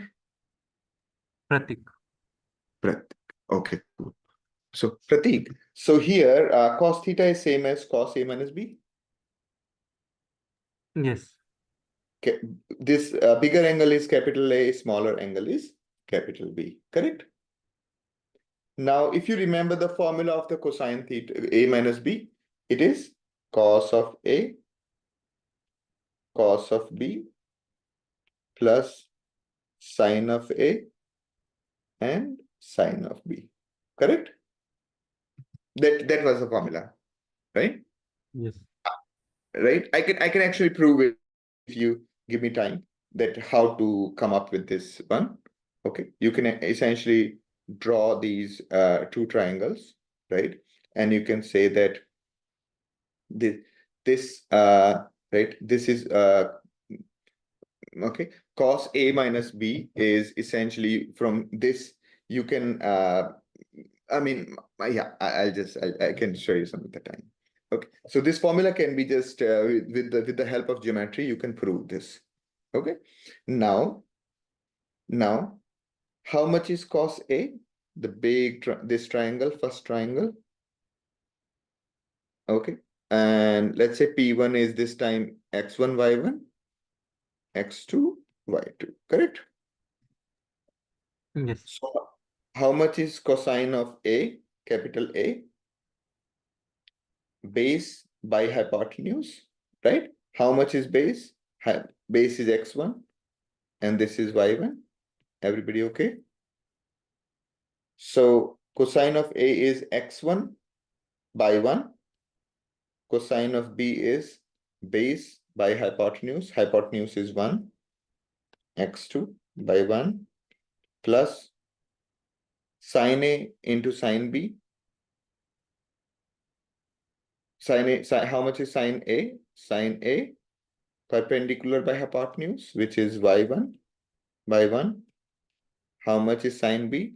Perpendicular by hypotenuse, which is y2. So you can see x1, x2 plus y1, y2. Make sense to you? Yes, but when we are doing a full loop, we are also adding a third term. So it is hypotenuse that we are adding. No, we are not adding third term. If you see, we essentially did not do this. So similarity was 0. Initially, we are accumulating. So similarity was 0. So x1, first it did x1, x2, then y1, y2, then z1, z2, like that. Okay. Got it? Mhm. And that's it. And then what we did was we computed the cosine similarity and then checked the results of the Cartesian, sorry, Euclidean distance and our cosine similarity are similar. Okay, Yes. perfect. So you will be able to derive cosine similarity in the interview. Yes.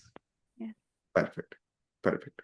This is Sandeep, important. what are we using? Like you most commonly used, is it Euclidean or is it cosine? Okay. Most Let me, yeah, very, very, very good question. Which one should we use? When both of them are giving correct results, which one should we use? Okay. If it was some other model, okay. If it was some other model, you should usually ask the model author that, hey, which similarity is better? Like, for example, face embedding example that is there in the course where you have to find the actor like you, the celebrity who looks like you. There we use the distance between your face, the embedding of your face, and the celebrity's face.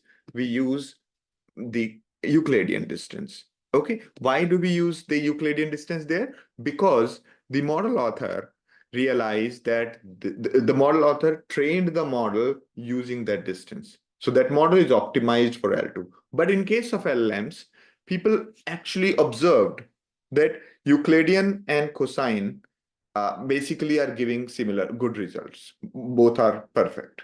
Okay, and moreover, if it is a unit vector, it's good enough to use either. Now, question is, which of them is more efficient? Computing cosine similarity or computing the Euclidean distance, right? Euclidean distance, how does it look? We do operation like distance plus equal to distance plus equal to V1I minus V2I, right? V2I and then square, correct? So you can see here, there's one extra operation of subtraction, right? Multiplication is happening here also, like you are multiplying this number with itself, correct? Here also there is a multiplication happening. So multiplication happening there as well as here, correct? So which one is more cost efficient? The cosine similarity is much more efficient because there is two subtractions are less. Because here we are subtracting and then multiplying, and there we are not subtracting. Got it? Like I can just write it here so that you can compare head to head. Okay. So you can just say this is Euclidean. Okay. And what we are doing is this is my distance. And we are saying, right, dx is equal to V1 I minus V2I, right? And then we are saying dx and what was that? Okay, yeah. Let's call it not dx, we'll just call it d. Difference between, yeah. Okay, so you can compare these two now, right? And here we are computing distance. And yes, we are not computing a square root right now because we can say, okay, we don't need to compute a square root. We can just compare the squares of square of the distance. Okay, so we'll just say a square of distance is being added, and we are just returning a square of distance because if we are just comparing things, we don't need to square root. So we are saving one operation. Now let's do the head-to-head comparison. So between this and this, which one is more efficient? Order is same, correct? Order is same in both. This is also order n, this is also order n. Here also there's a multiplication, here also there's a multiplication. Here also there's a summation to the total number. Here also there's summation. Now, this is the only extra operation, right? So which one we won, cosine or Euclidean? Cosine. Cosine. So people use cosine. Okay. So you can check open AI embeddings. Okay. So overview, right? Quick start concepts. Okay.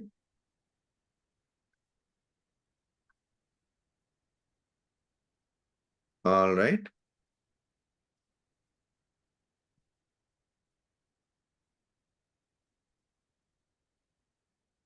All right. Text search recommendations. Okay. Yeah. How can I tell? Yeah. Here you can see this question. Okay. Which distance function should I use? We recommend cosine similarity. Choice of distance function typically doesn't matter because OpenAI embeddings are normalized to length 1, which means cosine similarity can be computed slightly faster using a dot product. Slightly faster. Cosine similarity, and they will basically return equivalent results. All right.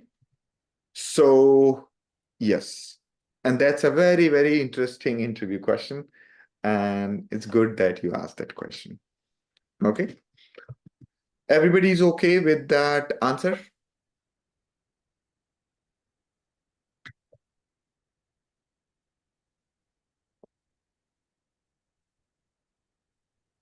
Perfect. So this is what we discussed. So dot product between two vectors is computed if the A is one vector, B is another vector. A dot B is A1 into B1 and plus A2 into B2, like the corresponding that, and then you sum it up. So that's called dot product. And suppose two vectors are 1, 2, 3, 4, 5, 6. We basically do the dot product like this and we get 32, right? Everybody is clear about dot product? Okay. Dot product of two vectors, right? You can also just for the sake of this discussion, let's just import numpy as np, and let's say this is our np.array 1, 2, 3, 1, 2, 3, and b is equal to np.array 4, 5, 6. Okay. And we can say np dot a comma b. All right. So there is a function already, okay, which does it. It's very important to know what does it represent. So cosine, the dot product represents the cosine similarity if the vectors are unit vectors. Okay. The vectors need to be unit vectors. Therefore, otherwise, you'll have to divide it by their length. Length of first one into length of second one. Okay. What the dot product represents is essentially the dot product represents, let's say this is one, this is another. So dot product represents the similarity between the vectors. Okay. And yeah. So a dot product of these two is high, okay? The dot product of these two is high, this and this. Dot of this and this is 0, and so on. Okay. So you can see the dot product of two vertical things is 0, and so on. Moving ahead. We can rewrite our is positive function in the same manner. We can say embedding, right? Whatever is the review, we compute the review of that one, and then we compute the similarity. We'll just call it similarity. Okay. And we'll call it, what was that? Instead of saying distance, we'll just call it similarity. Okay. Just to ensure that it's not confusing to us. Okay. All right. Now, if the similarity to positive is greater than similarity to negative, then it's a positive review, otherwise a negative review. Okay. Everybody okay? Instead of using our function, we are using NP dot, the one that I just showed you. Okay, this one. And that's it. So, ये product काफी अच्छा है. So it's a true. Okay, yeah, right? It's negative. Okay. Everybody okay so far? Perfect. Perfect. And yeah, you can visualize the vector like this. Okay. So essentially,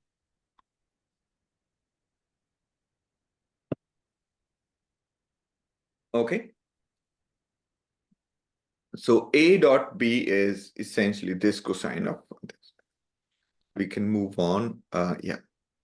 Okay. I have already discussed all this, but nothing to worry. Okay.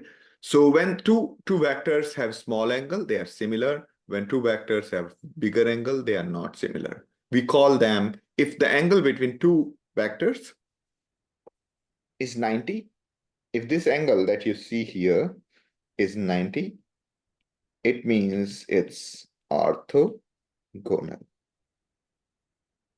Okay? It's orthogonal.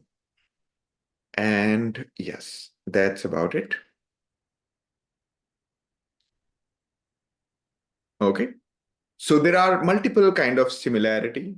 One, we talked about cosine similarity, which is same as the dot product and the Euclidean distance. And then there is a Manhattan distance, and there is a cross entropy that we will discuss. The others are, let's say, cross entropy. Then there is what was that? There are so many different kind of distances that you will see. Okay, there's so many. We'll back to those distance. What was that distance? Blue, BLUE,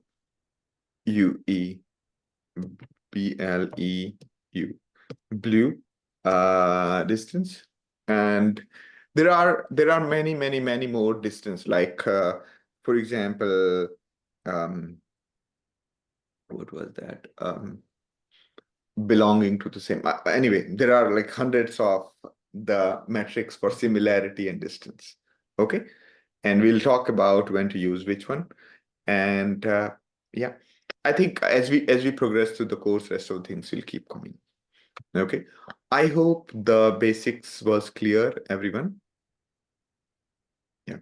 So unofficially, we have started the maths part along with the Python, and we'll gradually now move on to more maths, and we will essentially try to code things by ourselves. Good time. All right. Sandeep, So- it is there in the GitLab. Yeah, this one. Yeah, I'll just commit it. Okay. Sandeep, I have updated the exercises that I saw. MD I saw. file. I have I will- raised a I will- request PR.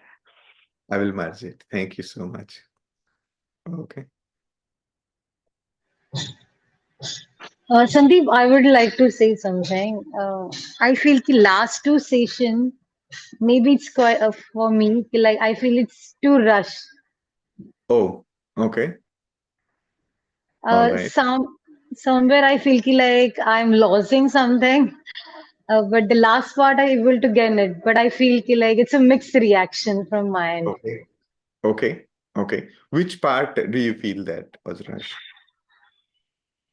When we started the sentiment analysis part, the initial one I find it very rush one. Then there is slightly a better. Then again Okay. it's pick up very rush. Okay. So Okay. is it how to handle this?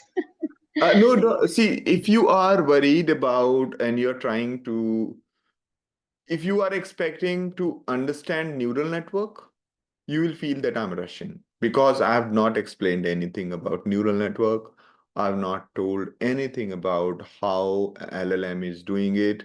I have just gave you an overview. So I have rushed into that part where I was where the questions were related to how the AI or LLM is working, right? But yeah, there I do agree.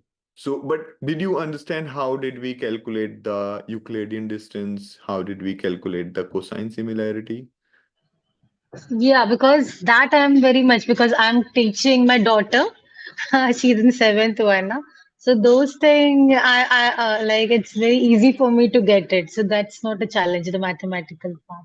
Yeah, but are you able to see how we computed the sentiment analysis? Yeah, but there is I feel I need to go back to your videos again. Okay, okay. No, instead of going back to the video, I would recommend that go through this line by line. Okay. I would Sure. request you to go through this line by line. And yeah, I've written everything into this, right? And probably, right? And we will have another next week also. I'll spend like first half an hour answering questions related to this one. It's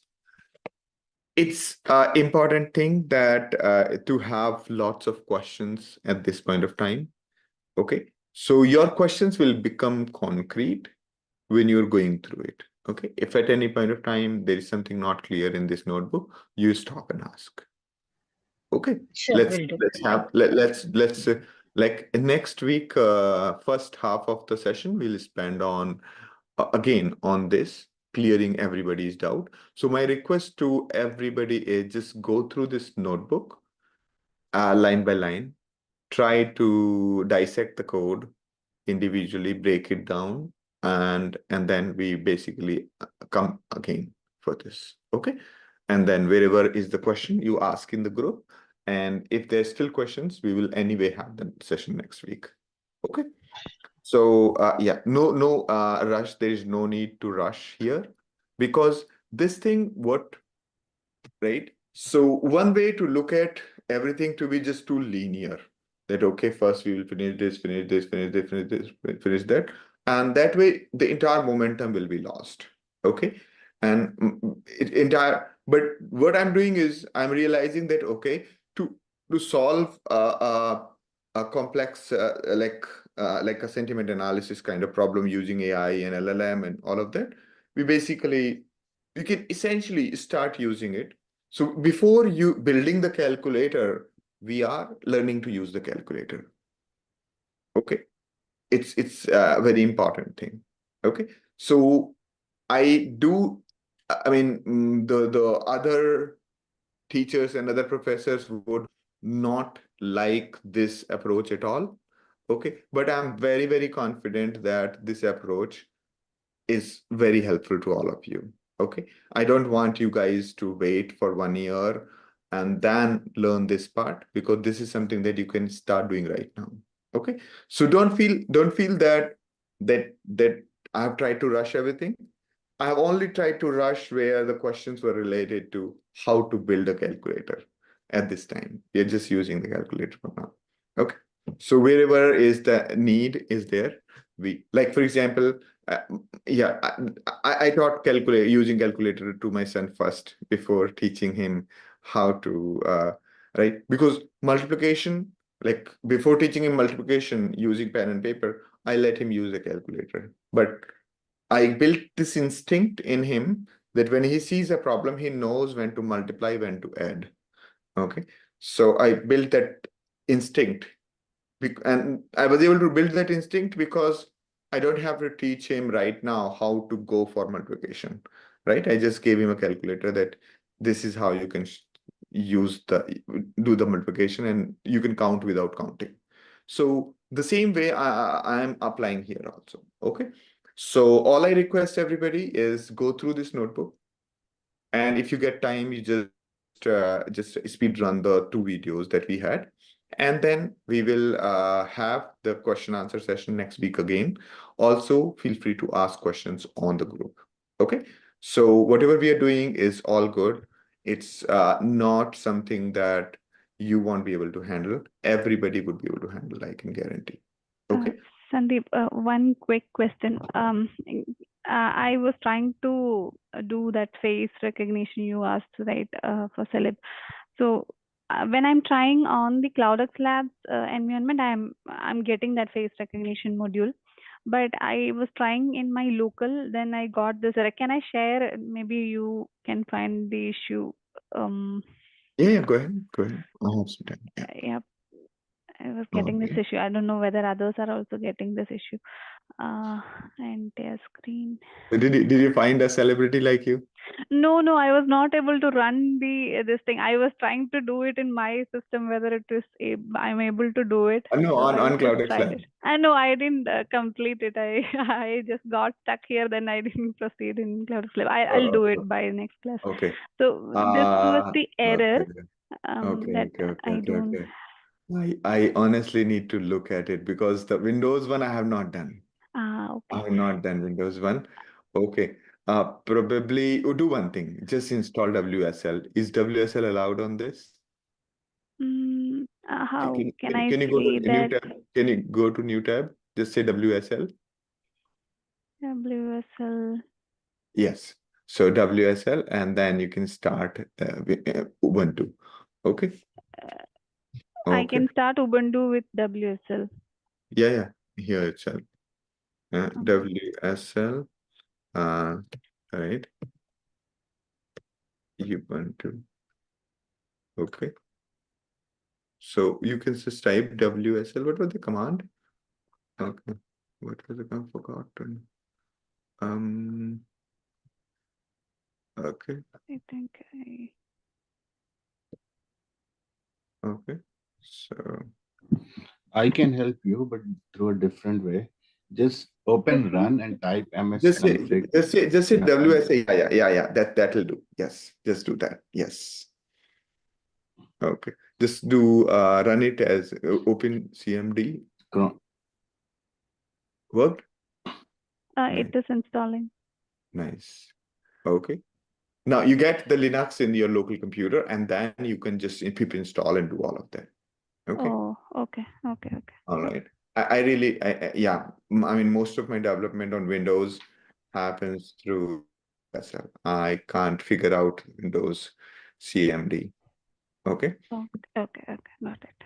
I'll do that. Yeah. Basically, then you'll have the Linux environment like CloudX Lab, and that's it. Okay. Thank you. Perfect. But in the meantime, you could just be curious a little bit, figure out who is the celebrity that looks like you, and test it out. Okay. On CloudX Lab. Hello, But yeah. Sandeep. Yes, I am facing issue with the OpenAI key. When I create this one, I use the free key, but I cannot able to continue. It's showing some errors. How we What can was the figure error? out What is the error? What is the error it's showing? Okay, let me share the screen. Okay. That's the only challenge that I have with this the embeddings. I too had that issue, Sandeep, but when I gave my credit card, then I'm able to do it. I also Okay. created the free key, and if it is Yeah. that's different. Okay. I create one key and save it in a file. That means That's open good. key. That's Then it good. is You are able to displayed. save it. Perfect. Now Okay. After that, Yes, after that, it's a key, that means a free key. After that, run this error is coming. I checked in Google and ChatGPT, I didn't get proper answer. Okay. Something like that, API key, SSL, but it was not seen valid JSON. Wait. So we could not parse the JSON body of your request. This likely means you are using HTTP library incorrectly. Okay. Okay. Can you go there? There is a input. Inside before input there is a space, lot of space. Can you remove that space? No. Dash D, then there is curly bracket. Okay. So yeah. Okay. Yeah. Run. No, that's okay. I think that's already loaded. Okay, go ahead. Okay. And run. Again, the same error? Yes, the same error. Okay, ignore that. Let's go to the Python part. Go down. Yeah. Let's try with this. I tried some authentication is saved. That means That's okay. That's okay. Run it. It's happening the same way. Now, put the Yes, data same way. properly. Put the data properly. The key one, instead of key one, just put that properly. Okay. The key, this one. The key is input, and just copy both of them and put it here. Everything, input colon, that thing. Okay. This one. Yeah. Key have to be that same. Okay. Remove both key 1, key 2 and everything. Just remove that key 1, key 2 and everything. The entire data, change the entire data, no? Change the entire data. This one full, right? Yeah. Remove that key 2, key 1, everything. Yeah.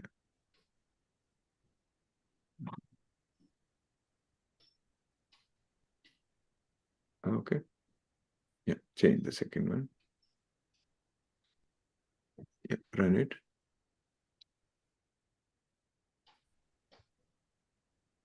What's the error now? Unknown URL. Can you fix the URL? Instead of your endpoint, just say embedding, that actual embedding. Yeah, that one. Okay. Run it.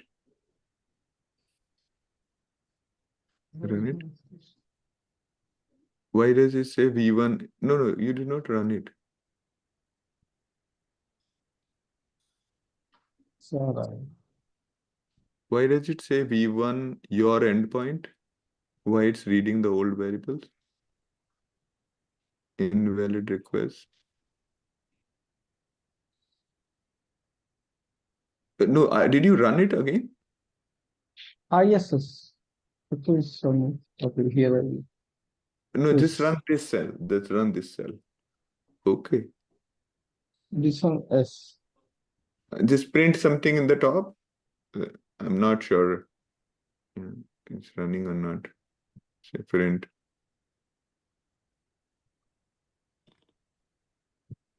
Okay, run. But this Shift enter. Refresh.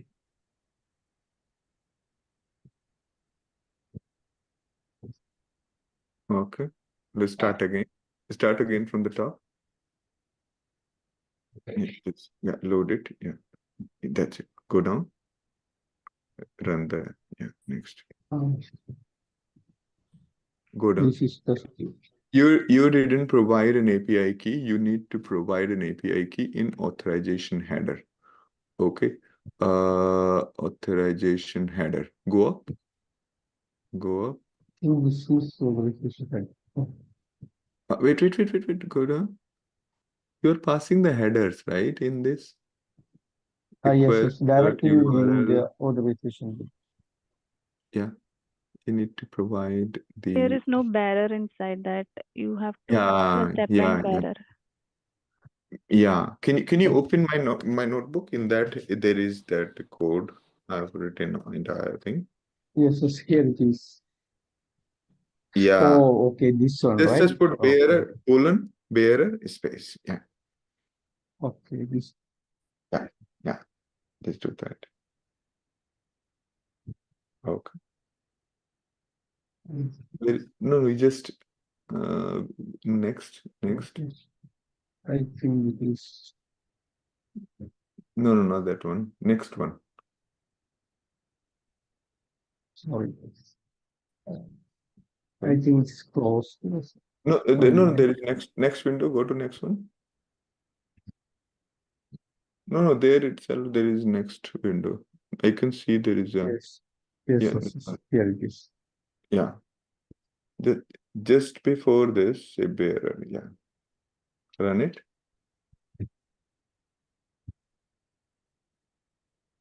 Yeah. Now you have to put Okay. put the credit card and other things. Yeah. Okay. Thank you very much. Yeah. All right. Delete this key Yes. and use some other key. Okay. Because this will be Okay. video. Okay. Thank you very much. Cool. Have a good day. All right. Yeah. Thank you, everyone. Any other questions before we take a break? We end the session. No questions? All right. All right. Good. I'm super happy that you guys are able to do it. And I'm very happy that we went through this particular exercise. And we'll go through the notebook and let's catch up next week. Bye-bye. Have a good day.